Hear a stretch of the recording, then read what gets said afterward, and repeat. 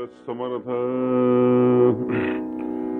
यो जातो मरुदंशजो क्षितितले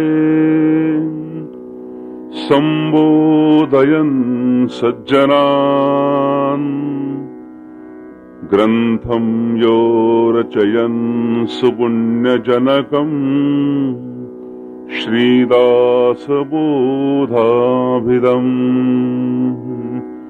यः कीर्त्या पठनेन सर्वविदुषाम् स्वान्तापहारी सदा सोऽयं मुक्तिकरः क्षितौ विजयते श्रीरामदासो गुरुः।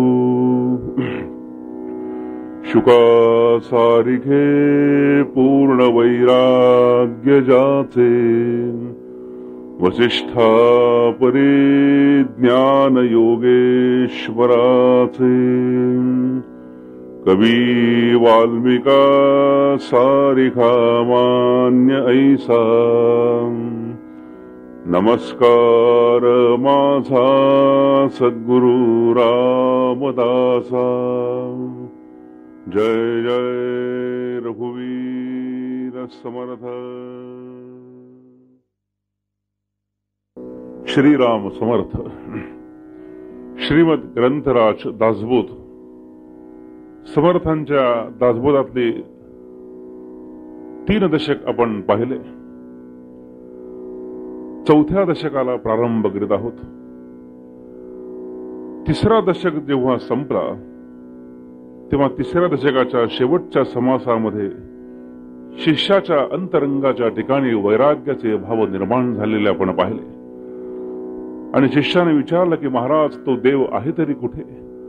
माझे मन त्याच्या ठिकाणी अर्पण करायचं तरी कसं करू? हा प्रश्न विचारला आणि शिष्याची अनन्यता समर्थांनी पाहिली आणि समर्थांना मोठा आनंद वाटला आणि समर्थ आता 4थ्या दशकामध्ये शिष्यांनी विचारलेल्या प्रश्नाला उत्तर देत असताना प्रथमतः जे मार्गदर्शन करतात ते पाहण्यासारखं आहे। दासबोधामधला 4था दशक हा भक्तीचा म्हणून संबोधलेला आहे। क्रमशः विचार मांडलेले आहेत। आता शिष्याला प्रथमतः समर्थ भक्तीचं विवेचन सांगतात आणि त्यानंतर पुढे ज्ञानाचा विषय मांडतात। या 4थ्या दशकामध्ये समर्थ रामदास स्वामी आपल्या शिष्याला 9 प्रकारच्या भक्तींचं निरूपण सांगतायत आणि या 9 प्रकारच्या भक्ती त्याच्या माध्यमातून गेल्यानंतर ईश्वराची प्राप्ती होते, ईश्वराची कृपा होते। अशा या 9 प्रकारच्या भक्तींचं वर्णन करतायत समर्थ रामदास स्वामी। त्यातली पहिली जी भक्ती आहे, समास पहिला सुरू होतो। या पहिल्या समासामध्ये समर्थांनी श्रवण भक्तीचं निरूपण सांगितलंय। श्रवण भक्ती प्रारंभ करताना समर्थांनी प्रथमतः पुन्हा एकदा विघ्नहर्त्या गणेशाला वंदन केलेलं आहे। जय जय जी गणनाथा तू विद्या वैभवे समर्था अध्यात्म विद्येच्या परमार्था मज बोलवावे श्रीराम। गणेशाला वंदन केलं, शारदेलाही वंदन केलं, सद्गुरूंना वंदन केलं आणि आता समर्थ म्हणतात की श्रोत्यांनी विचारलं म्हणून मी आता तुम्हाला भगवंताचं भजन, भगवंताची भक्ती कशी करावी याविषयी सांगतो आहे। तेव्हा श्रोत्यांनो सावध होऊन तुम्ही ऐका असं म्हणून समर्थांनी प्रारंभ केला आणि श्रीमद भागवतातला श्लोक समर्थांनी पहिल्यांदा उद्धृत केलेला आहे। श्रवणं कीर्तनं विष्णु स्मरणं पादसेवनं अर्चनं वंदनं दास्यं सख्यं आत्मनिवेदनं। अशा प्रकारे समर्थ सुरुवात करतात आणि 9 प्रकारच्या भक्तींचं निरूपण करत असताना श्रवण नावाची पहिली भक्ती सांगतात की ज्याच्यामध्ये श्रवण म्हणजे ऐकणं, प्रथमतः भगवंताच्या विषयी ऐकावं असं समर्थ म्हणतात। भगवंताचं गुणगान ऐकणं, ही भक्तीच्या सोपानाची पहिली पायरी आहे. जगातल्या ज्या ज्या सगळ्या गोष्टी आहेत त्या सगळ्या गोष्टींचा अभ्यास करावा असं समर्थांचं म्हणणं आहे. जे जे येईल ते ऐकावं, वाचावं, सगळं काही करावं. मग याच्यामध्ये समर्थांनी उल्लेख केला, काय काय ऐकावं? कर्म मार्ग, उपासना मार्ग, ज्ञान मार्ग, सिद्धांत मार्ग, योग मार्ग, वैराग्य मार्ग ऐकत जावे. एकंदरीत जगातील 14 विद्या, 64 कला, 6 शास्त्र, 18 पुराण या सर्वांचा आशय जो आहे तो साधकांनी ऐकावा, जरूर ऐकावा असं समर्थ म्हणतात. श्रवण भक्तीमध्ये ऐकण्याची साधना आहे. पण हे सगळं ऐकल्यानंतर समर्थ म्हणतात की ऐसे हे अवघेची ऐकावे, परंतु सार शोधून घ्यावे.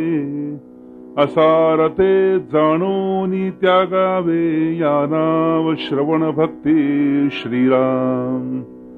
सगळं काही ऐकावं, पण सगळं ऐकत असताना त्याच्यामध्ये सार काय आहे हे सार मात्र साधकांनी ग्रहण करावं. आणि जे ऐकलेलं आहे त्या ऐकलेल्यामधून सार शोधून घेतलं पाहिजे. हा फार मोठा सद्गुण समर्थ सांगतात. देवाच्या सगुण स्वरूपाची चरित्र माणसानं ऐकावीत, पण अध्यात्माचा शोध जो आहे तो मात्र घेतल्याशिवाय राहू नये असं सांगत असताना समर्थ म्हणतात की सगुण देवांची चरित्रे, निर्गुणाची तत्वे यंत्रे हे दोन्ही परम पवित्रे ऐकत जावी. दोन्ही परम आणि पवित्र अशी असणारी ही रूप आहे. म्हणून भगवंताची कीर्ती गावी, स्तुती गावी, हे सगळं काही करावं.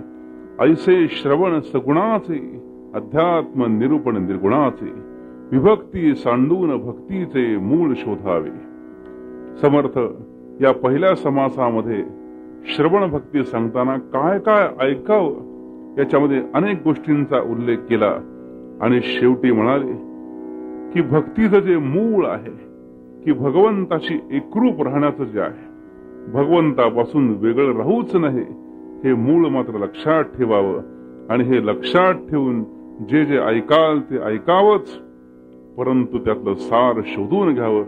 याला श्रवण भक्ती असं म्हणतात. म्हणून समर्थांनी या 9 प्रकारच्या भक्तीतली पहिली जी भक्ती आहे ती श्रवण नावाची, तिचं निरूपण केलेलं आहे. यानंतर समर्थ रामदास स्वामी दुसऱ्या समासामध्ये कीर्तन भक्तीचं निरूपण करत आहेत. कीर्तन भक्तीचं निरूपण करताना समर्थ प्रथमताच म्हणतात, सगुण हरिकथा करावी, भगवत कीर्ती वाढवावी, अखंड वैखरी पदवावी, यथा योग्य श्रीराम. सगुण हरिकथा, भगवंताच्या ज्या सगुण कथा आहेत त्या सगुण कथांचं गुणगान गावं, भगवंताची कीर्ती वाढवावी आणि आपली जी वैखरी वाणी आहे त्या वैखरी वाणीनं सतत भगवंताचं नाम घ्यावं, यथा योग्य पद्धतीनं घ्यावं. कीर्तन म्हणजे नेमकं काय आहे? कीर्तन करायचं जे समर्थ म्हणतात म्हणजे काय? कीर्तन शब्दाचा अर्थ फार सुरेख आहे. भगवंताच्या कीर्तीची आवर्तन करणं म्हणजे कीर्तन. सगुण हरिकथा करणं, अखंड हरिनाम जिभेवर असणं म्हणजे कीर्तन. चांगलं कीर्तन करायचं तर खूप पाठ केलं पाहिजे. भगवंताला कीर्तन प्रिय आहे असं समर्थ म्हणतात. या कलियुगामध्ये हरिकीर्तन हा समाजाला उद्धारण्याचा एक प्रभावी मार्ग आहे असं समर्थांचं म्हणणं आहे. मग हरिकीर्तन करताना कथेचा मूळ धागा मात्र सोडता कामा नये असंही जाता जाता समर्थ कीर्तनकारांसाठी सुचवतात. हरिकीर्तनामध्ये पद असतात, दोहरे, श्लोक, प्रबंध, मुद्रा, अनेक छंद यांचा उपयोग आहे. वीर रस त्याच्यामध्ये आहे, सभ्य विनोद यांचाही वापर आहे. कीर्तन करताना ही कीर्तन भक्ती करत असताना समर्थ म्हणतात की कीर्तनकारांनी कीर्तन करताना काही गोष्टी सांभाळणं आवश्यक आहे. त्याच्यामध्ये जेणेकरून श्रोते संभ्रमात पडणार नाहीत याची फार मोठी काळजी घेतली पाहिजे. आणि हे काळजी घेण्यासाठी वक्ता कसा असावा याचं वर्णन समर्थ करतायत की वक्ता पाहिजे साचार, अनुभवाचा. हा वक्ता जर अनुभवी असेल तर तो निश्चितपणे उत्तम मांडणी करू शकतो. वेदाज्ञेचा भंग न करता प्राणीमात्रांना सत्य ज्ञान सांगून सन्मार्गाला लावलं पाहिजे. असे हरी कीर्तन हे नुसतं वक्तृत्व नसून परमेश्वराचे जे गुणगान आहे ते मनापासून गाणं याला समर्थ कीर्तन भक्ती असं म्हणता आहे. अशी कीर्तन भक्ती, या कीर्तन भक्तीमुळे होतं काय, या भक्तीचे फायदे काय आहेत हे सांगत असताना समर्थ म्हणतात, कीर्तने महादोष जाती, कीर्तने होये उत्तम गती, कीर्तने भगवत प्राप्ते यदर्थे संदेह नाही श्रीराम. कीर्तने वाचा पवित्र. कीर्तन भक्तीमध्ये गेल्यानंतर, कीर्तनामध्ये जाऊन बसल्यानंतर, भगवंताची कीर्ती गायल्यानंतर श्रोत्यांना, मनुष्याला कोणता फायदा होतो तर समर्थ म्हणाले, महादोष जे असतात ते महादोष निघून जातात. त्याचप्रमाणे उत्तम गती जी आहे ती प्राप्त होते. आणि कीर्तने भगवत प्राप्ती, भगवंताची प्राप्ती याच भक्तीतून होते यात संदेह नाही. म्हणून समर्थ म्हणतात की कीर्तनापासून हा फार मोठा फायदा आहे. म्हणून श्रोत्यांनी सदा सर्वकाळ कीर्तन भक्ती करावी असं सांगून समर्थ म्हणतात, कीर्तनामुळे आमची वाचा पवित्र होते, कीर्तनामुळे सत्पात्रता प्राप्त होते आणि कीर्तनामुळे निश्चय सुद्धा माणसाला प्राप्त होतो. अनेक प्रकारचे संशय संपतात. अशी ही कीर्तन भक्ती आहे. ही कीर्तन भक्ती कुणी कुणी केली त्याचा उल्लेख समर्थ करतात आणि ते म्हणतात, सदा सर्वदा हरी कीर्तन ब्रह्मसुत करी आपण, तेणे नारद तोची नारायण बोलिजेत आहे. आणि समर्थ म्हणतात की या कीर्तन भक्तीमुळे संदेह जे आहेत ते दूर होतात. ब्रह्मदेवाचा मुलगा नारद मुनी हा सुद्धा सदैव नारायण या नावाचा जय जयकार करतोय, जयघोष करतोय, कीर्तन भक्ती करतोय. आणि त्यामुळे नारद आणि नारायण यांच्यात अभेद भक्ती निर्माण झालेली आपल्याला पाहायला मिळते. नारद तोची नारायण बोली येत आहे. म्हणून समर्थ कीर्तन भक्ती समाज संपवताना शेवटच्या ओवीत म्हणतात, त्यारे कीर्तनाची जागा किती पवित्र आहे. समर्थ म्हणतात, म्हणून कीर्तनाचा अगाध महिमा, कीर्तने संतोषे परमात्मा, सकल तीर्थे आणि जगदात्मा, हरी कीर्तनी वसे श्रीराम. हे कीर्तन इतकं पवित्र आहे की कीर्तनाचा महिमा अगाध आहे. परमात्मा संतोष पावतो, सगळी तीर्थ आणि जगदात्मा या हरी कीर्तनाच्या ठिकाणी वसतो, राहतो असं सांगून समर्थ दुसरा समास कीर्तन भक्तीचा जो आहे तो इथे पूर्ण करतायत. कीर्तन भक्ती जी आहे ते आपण पाहिली. त्यानंतर तिसऱ्या समासामध्ये राष्ट्रगुरु समर्थ रामदास स्वामी अत्यंत महत्वाची असणारी भक्ती, जी भक्ती प्रत्येक मनुष्य करत असतो, त्याचं वर्णन करायला समर्थ निघालेले आहे. 9 प्रकारच्या भक्तीमध्ये असणारी ही तिसरी भक्ती कलियुगामध्ये फार महत्वाची मानलेली आहे. या भक्तीचं नाव आहे नामस्मरण भक्ती. आता या तिसऱ्या भक्तीचं निरूपण समर्थ करायला निघालेले आहे. विष्णूंचं स्मरण, नामस्मरण, भगवंताचं गोड असणारं नाम, त्या नामाचं स्मरण करावं असं या तिसऱ्या भक्तीत समर्थ सांगतायत. भक्तीच्या सोपानाची तिसरी पायरी म्हणजे स्मरण भक्ती ज्याला म्हटलं जातं. 25 ओव्यामध्ये समर्थ रामदास स्वामी स्मरण भक्ती म्हणजे कशी करायची त्याचा उलगडा करतायत. विष्णूचंच म्हणजे पर्यायानं देवाचं स्मरण करावं असं समर्थांना सांगायचं आहे. मग हे स्मरण करत असताना कसं करावं समर्थ लिहितात, स्मरण देवाचे करावे, अखंड नाम जपत जावे, नाम स्मरणे पावावे समाधान श्रीराम. देव जो आहे, समर्थ म्हणतात की जीवनामध्ये आल्यानंतर भगवंताची भक्ती करताना त्याचं नाम जे आहे, हे नाम कसं आहे सुंदर आहे, गोड आहे. अमृताहुनी गोड नाम तुझे देवा, मन माझे केशवा कावा नघे, असं वर्णन केलेलं आहे. अमृतापेक्षा सुद्धा गोड असणारं तुझं नाम आहे. तुझ्या या नाम साधनेतून कितीतरी भक्त मुक्त होऊन गेले.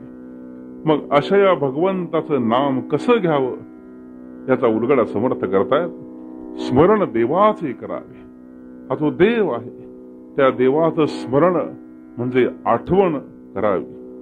आणि आठवण करत असताना त्याचं जे नाम आहे ते नाम अखंडपणाने जपत जावं. आणि स्मरण आणि नाम हे जेव्हा बरोबर चालतं तेव्हा या नामस्मरणाने समाधान प्राप्त होतं असं समर्थ सांगतात. आता ही जी नामसाधना आहे हे नामस्मरण कधी कधी घ्यावं त्याला काही काळ वेळ मर्यादा त्याचाही उल्लेख समर्थ या समासात करतात आणि म्हणतात कधी कधी नाम घ्यावं. नित्यनेम प्रातःकाळी माध्यान्हकाळी सायंकाळी नामस्मरण सर्व काळी करीत जावे श्रीराम. सुख दुःख उद्वेग चिंता अथवा आनंद रूप असता.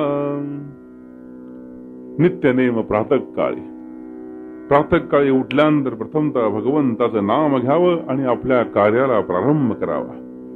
समर्थांच्या मनाच्या श्लोकात समर्थ सांगतात प्रभाते मनी राम चिंतित जावा, पुढे वैखरी राम आधी वदावा. प्रभातकाळी उठल्यानंतर त्या भगवंताचं गोड असणारं नाम घ्यावं.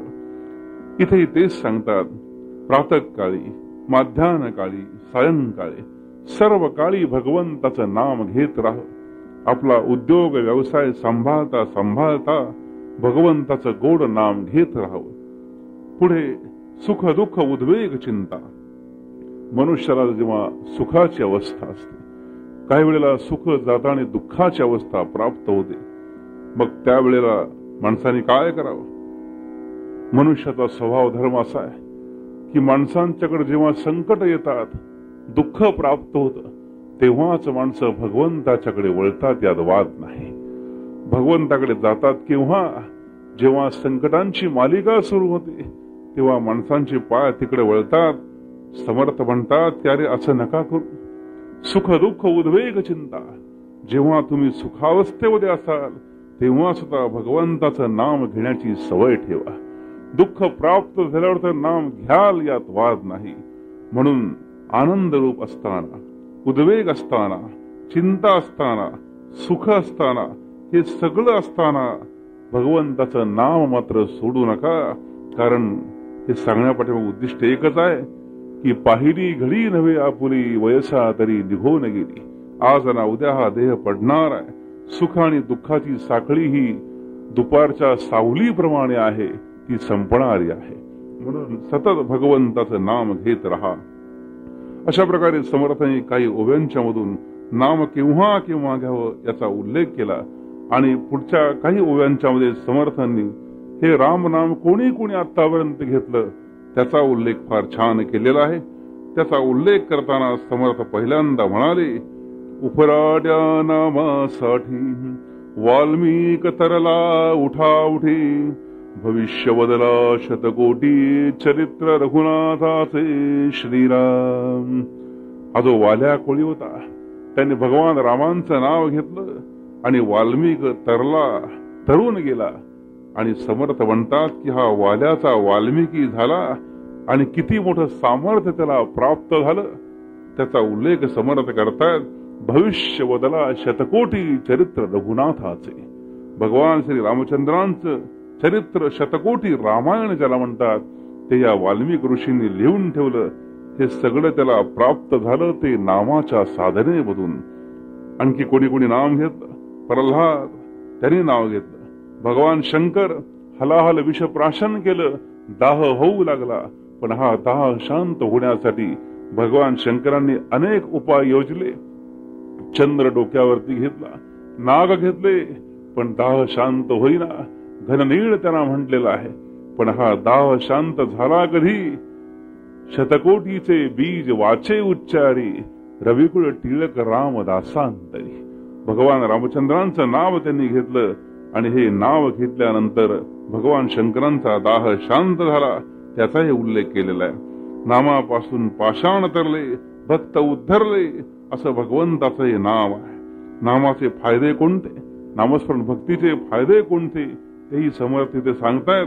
ते म्हणतात की नाम साधना घेतल्यानंतर होतं काय, नामे संकटे नासती, नामे विघ्ने निवारती. अनेक प्रकारच्या संकटांचा नाश या नाम साधनेने होतो, विघ्नांचा नाश होतो, उत्तम पद प्राप्त होतं. अशा प्रकारे त्या नामाचा महिमा भगवान शंकरच जाणतात, असं म्हणून समर्थ या नाम साधनेचा, या समासाचा समारोप करताना म्हणतात की हे नाम जो स्मरण नित्य करील तो पुण्य शरीरवान आहे. महादोषांचं गिरीवर या राम नामाने नासून जातं, असं समर्थांना म्हणायचं आहे. मग हे नाम घेण्याचा अधिकार कोणाकोणाला आहे याचा उल्लेख समर्थ करतात आणि म्हणतात, चहू वर्णा नामाधिकार, नामी नाही लहान थोर, जड मूढ पैलपार पावती नामे. चारी वर्णांना हा अधिकार आहे, कोणीही नाम घेऊ शकतं, असे सुंदर पवित्र असणारं नाम आहे. म्हणून नाम अखंड स्मरावे, रूप मनी आठवावे, तिसरी भक्ती स्वभावे निरोबी. भगवंताचं गोड नाम आणि भगवंताचं सुंदर असणारं रूप डोळ्यासमोर ठेवा आणि हे नाम घेत राहा, असं या नामस्मरण भक्तीचं सुंदर वर्णन समर्थ तिसऱ्या समासामध्ये करतायत. आता चौथ्या समासाकडे आपण वळतोय. चौथ्या समासामध्ये समर्थ रामदास स्वामी ज्या भक्तीचं वर्णन करतायत ती एक श्रेष्ठ भक्ती आहे. ज्या भक्तीचं नाव आहे पादसेवन भक्ती. श्रवणम कीर्तनम विष्णू स्मरणम पादसेवनम. समर्थांनी या पादसेवन भक्तीचं निरूपण करताना फार मोठी गंमत आपल्याला पाहायला मिळते. या पादसेवन भक्तीमध्ये समर्थांनी सद्गुरूंचं महात्म्य थोडंसं वर्णन केलेलं आहे. या चौथ्या समासामध्ये सद्गुरूंच्या चरणांची सेवा करणं असा या एकंदरीत त्याचा अर्थ आहे. 26 ओव्यामध्ये समर्थांनी याचं वर्णन केलंय. सद्गुरूंचं महत्व वर्णन करण्याकरता हा समास लिहिलेला आहे, यात वाद नाही.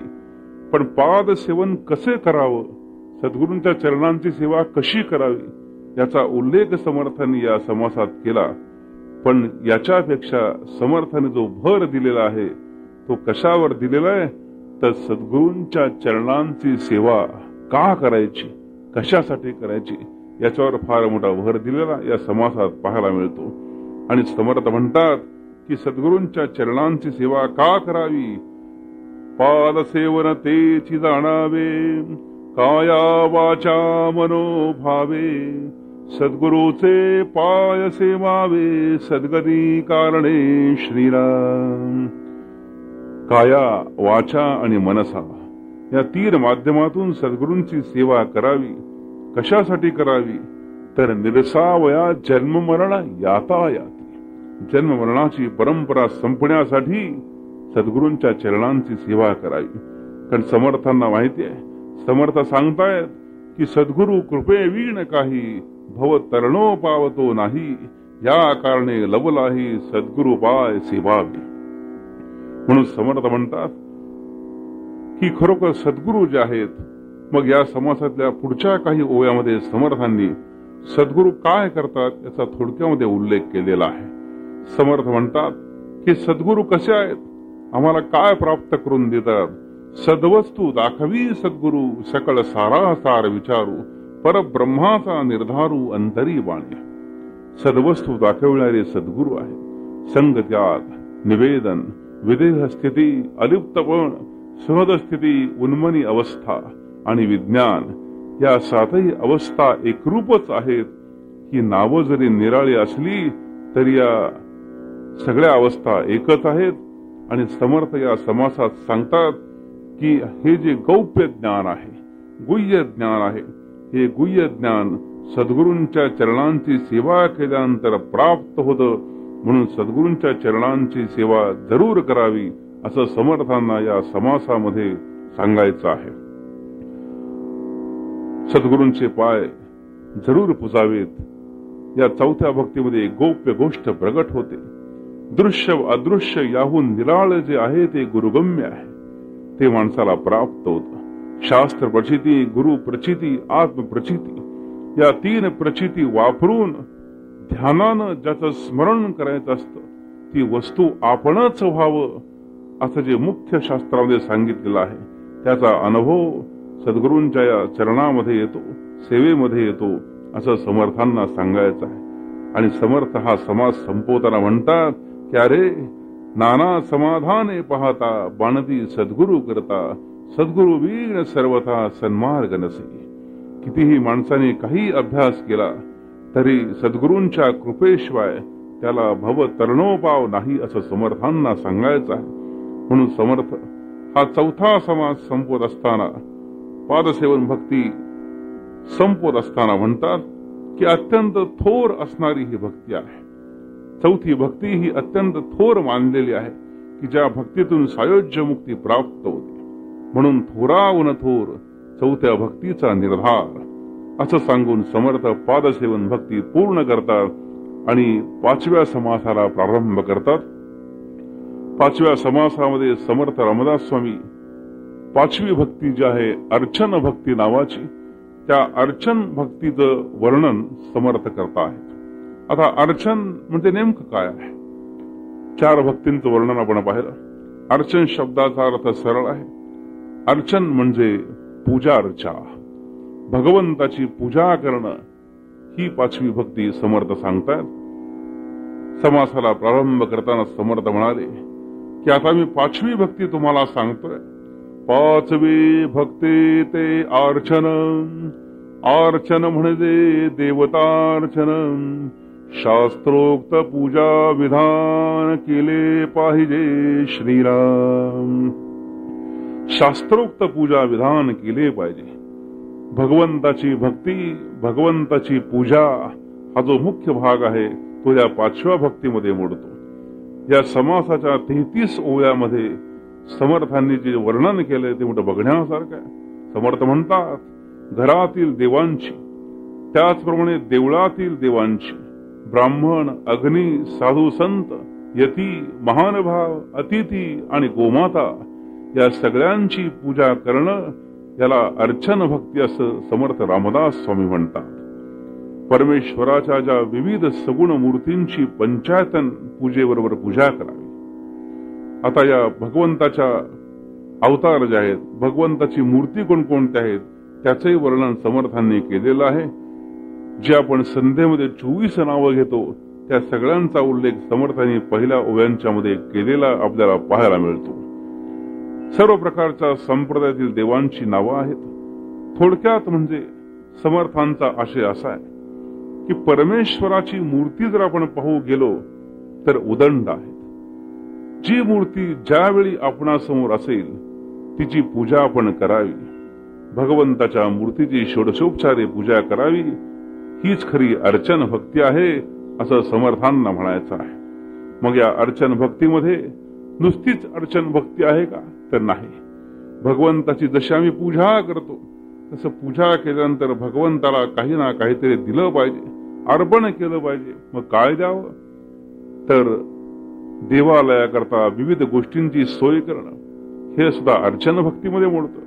धर्मशाळा, विहिरी, देवालयाचा घुमट बांधणं, वृंदावन, बागा, फुलांच्या बागा निर्माण करणं, भगवंतासाठी गाई म्हशी त्यांचं दूध अभिषेकाला देणं, हे सगळ्या ज्या गोष्टी आहेत त्या अर्चन भक्तीमध्येच मोडतात असं समर्थांना सांगायचं आहे.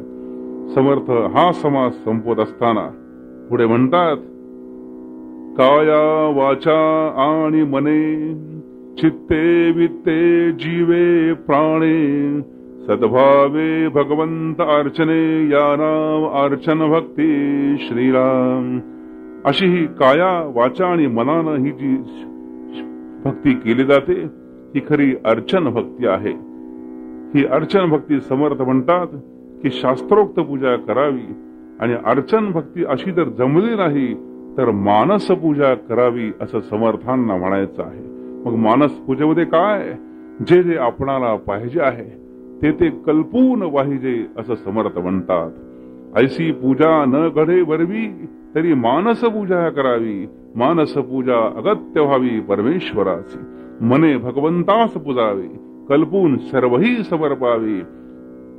कल्पना करावी आणि त्या कल्पनेने भगवंताला अर्पण करावं, ही 5वी भक्ती आहे. जय जय रघुवीर समर्थ.